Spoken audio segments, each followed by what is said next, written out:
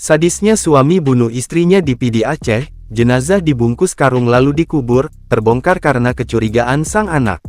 AS 34 ditemukan tewas dan mayatnya dikubur dalam karung di kamar mandi belakang rumahnya pada Jumat tanggal 12 Januari tahun 2024 sekira pukul 14.30 waktu Indonesia Barat. Perempuan tersebut tercatat sebagai warga Gampong Pulo Loi, Kecamatan Tite Kemala, Pidi, Aceh. Dari hasil penyelidikan, AS tewas dibunuh suaminya sendiri, Munazar 38.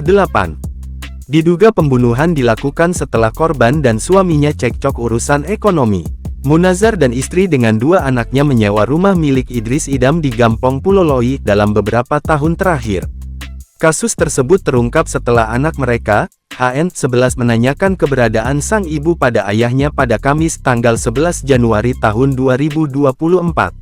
Saat itu Munazar berkelit bahwa AS telah pulang ke kota Binjai, Aceh Timur.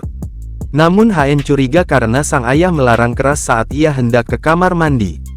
Karena curiga anak kedua langsung menyampaikan kepada perangkat Gampong dan diteruskan ke Polsek, jelas Kapolres Pidi, AKBP Imam Asfali kepada setambinews.com, Sabtu, tanggal 13 Januari tahun 2024.